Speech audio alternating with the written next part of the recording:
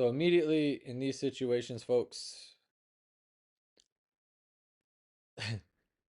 you might be screwed if you let this keep happening, right? Right now, he's in deep and he's blocking this back.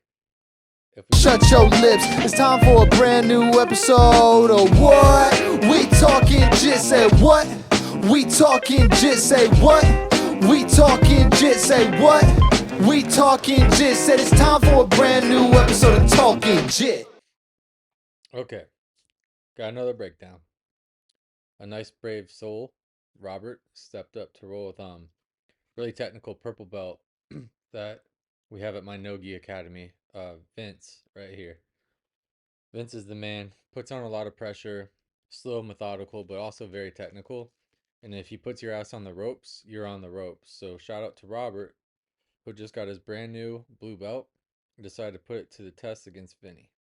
So without further ado, let's hop in here and see how he does underwater, as they say.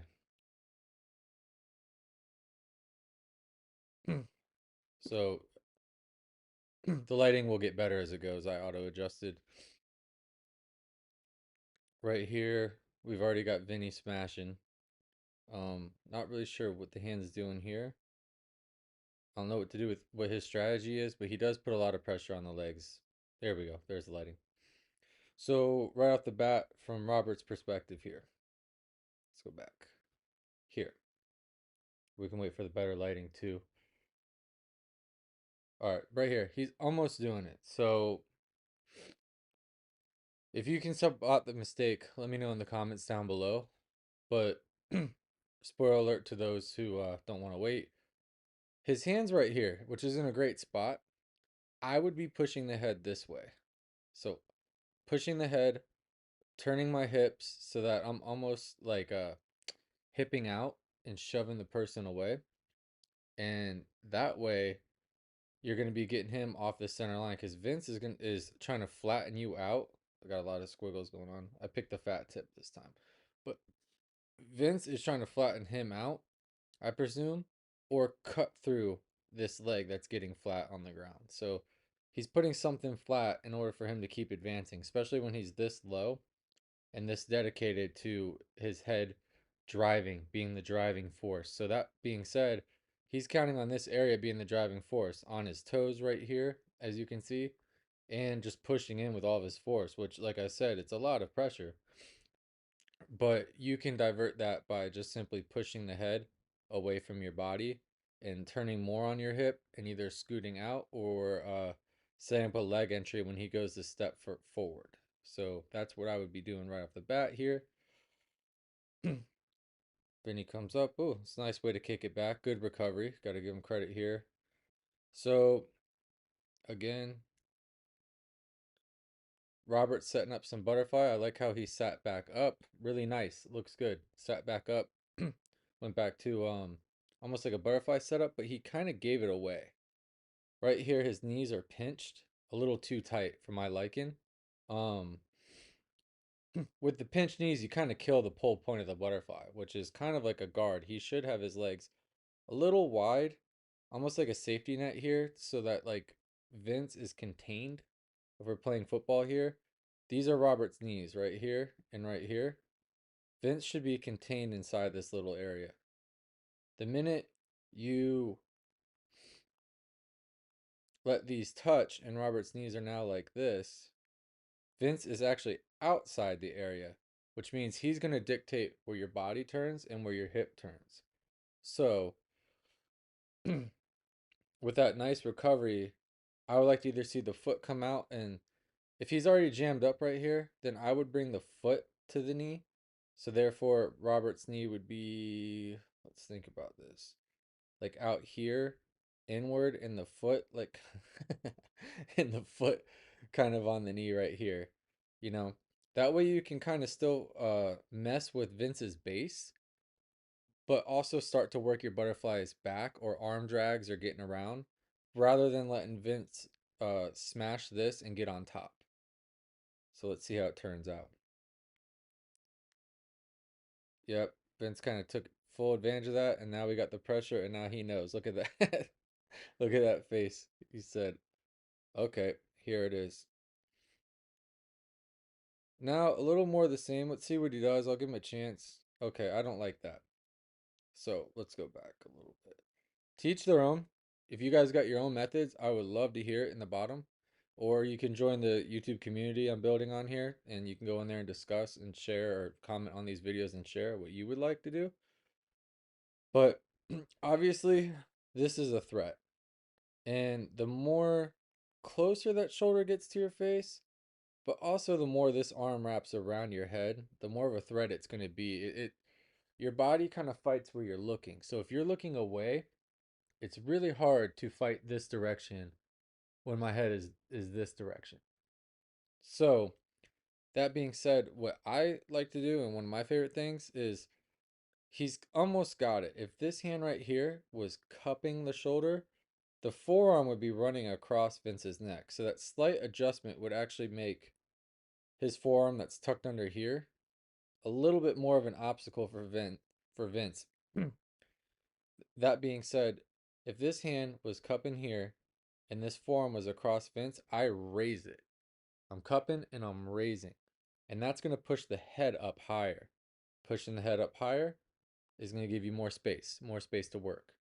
Um, and usually when I do that, I'll bring this hand inside and cup the bicep from the inside. So I'm kind of like, let me think, I'm kind of cupping the shoulder, lifting it, and then I'm bringing my hand in and pushing that bicep. When the bicep goes near here, it kind of makes you on top feel a little bit unstable, and that whole power mechanism you're building by coming down hard, it kind of gets taken away from you because you start getting pinned on yourself, and it usually gives you a good opportunity to get your knees back in, stand up, whatever you may want. He kind of does it here, but then he passes the arm over, and Vince smells blood, and he starts setting up his choke. Is what I'm gonna. Yep. Here we go. Very good setup. Very tight. You can see he's squeezing here, keeping everything tight. And Vince is always on his toes. I want to point this out. Of course, I paused it right there. Let's watch him.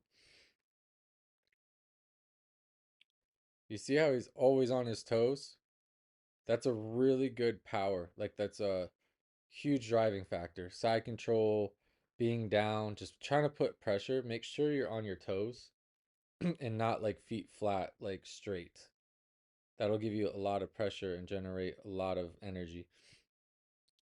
See how even on that side he's here, even when one's flat, he's pushing the toe that he's trying to apply pressure towards.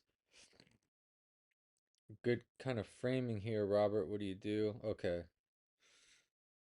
So immediately in these situations, folks,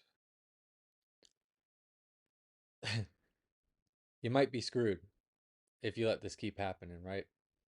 Right now, he's in deep and he's blocking this back. If we could rewind time a little bit, which in this case we can, Robert has an opportunity here to get this shoulder on the floor and be flat, right?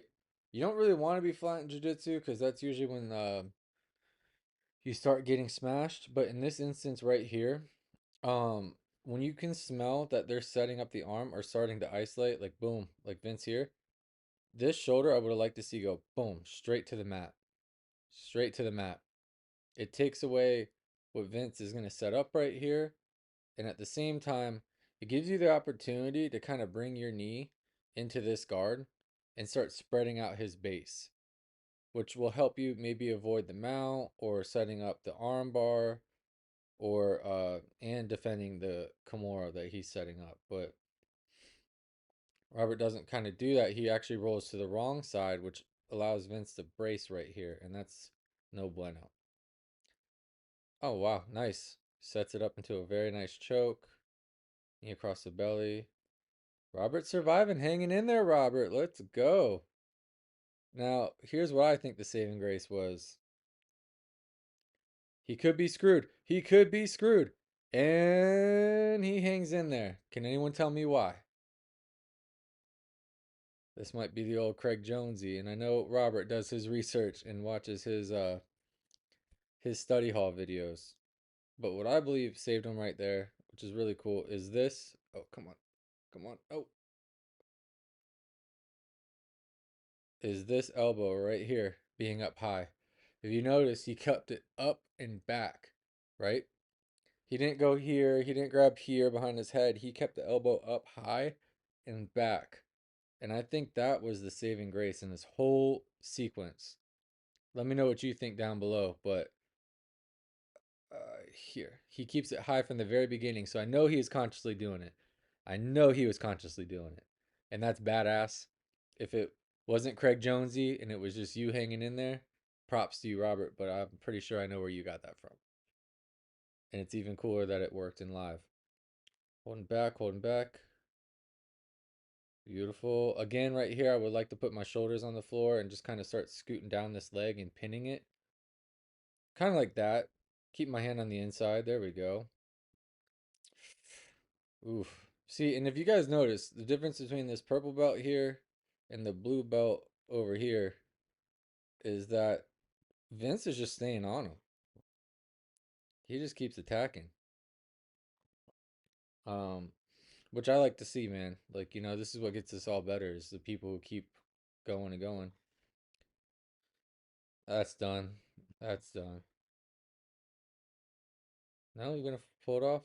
Oh no, that's not much here. I like fighting the legs, but it's a little bit too little too late. Nice. Yeah. Let's go back. I want to see if Robert even had the opportunity here. So here's a little bit funky. Vince has got like a figure four lock.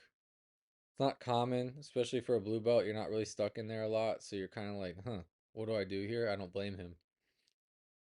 But, but you're kind of, let's break it down. This is actually really interesting. Hmm.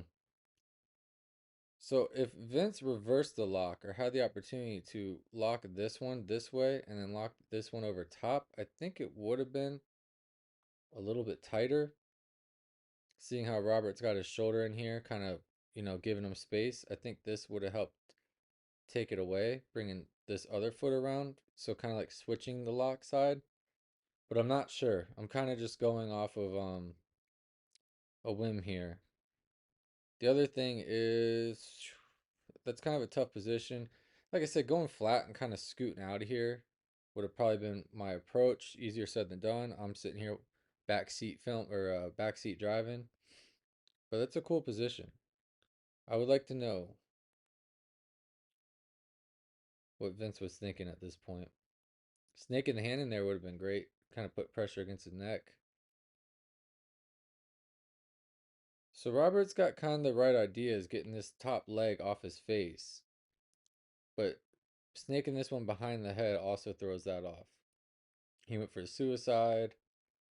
Yeah, tough beans. Tough beans. You could see we got a freeze frame real quick. That was a look of of satisfaction right here. Boom, very nice tap. Good control. It's awesome to see that someone can put on so much pressure and then still control it. And boom, that face right there. That's what I was looking for. And right back in it. Keep grinding, boys. So here we go. Nope, nope, nope. I don't like it. I don't like it. We're gonna have to work on this. I could pause it here and explain. All right, a little bit blurry. Stay with me here. Robert went straight to the knees, right? That's okay sometimes, and I'm okay with that. But the way I've been breaking it down, and I'm gonna make a video on this pretty soon. One, two, and then the hips are three, and we can call this four, and the head is five. And I kind of take things in that order. One, two, three, four, five, right? So kind of kind of skipping ahead to the knees without beating or setting up your direction with the ankles or going from straight to two and skipping one, you're going to kind of end up in these situations where these aren't really under control. As you can see, he's got the knees pinched, which is a very good position. Like, I'm not going to complain about that. But Vince is starting to do a good thing. He's starting to push Robert's head, kind of like I said in the beginning of the video. But these feet are still free roaming. So that's kind of why I like to grab the ankles and kind of pin one leg on the ground first or turn them to one side first so I know what way I'm fighting, and it forces them to fight in one direction when they're on their side rather than having kind of some angles. We'll see what Vince does with it, but I just wanted to point that out. Vince sits up, goes for the choke. Here we go, a little bit better. We're starting to get control. Start pinning, start pinning. See, I would turn everything to the side here and try to put one side flat on the mat. Ooh, little munchkin running by. Let's go. Come on. See, go back to the ankle. Let's work the ankles.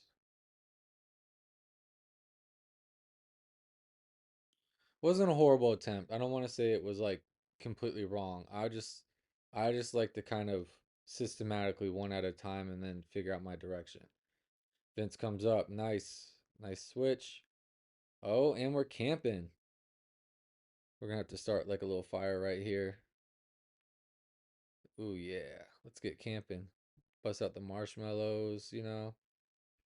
Vince is starting to camp, and he's probably trying to cook Robert because, like I said, he's good at putting on pressure. We've been working this same exact setup for a while. Oh, nice. Okay, another thing I like. So the camping didn't go completely perfect, I'll be honest. This is something new. Barata came in town and was showed this thing, and I am stealing the shit out of it. I appreciate it, Barata. Stealing the crap out of it. But right here, and boom. This hand on the ground is awesome. I've probably mentioned this in my other videos, but as you can see, Robert, I think, even made contact with his knee before Vince. Let's see.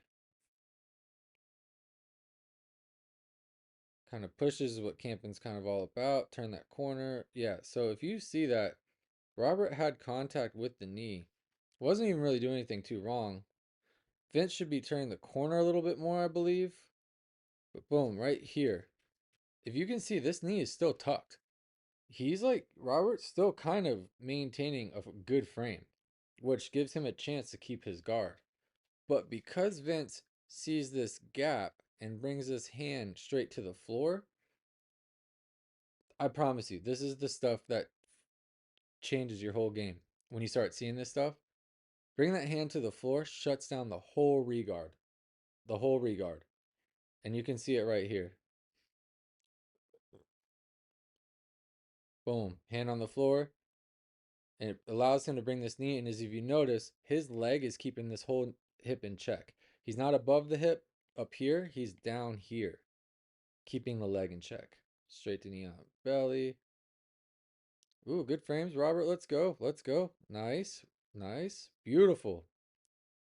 Nice. So we went from a bad position to a good position just by pummeling and keeping our frame solid. Looking for the openings. I like it. And that's it. Wow.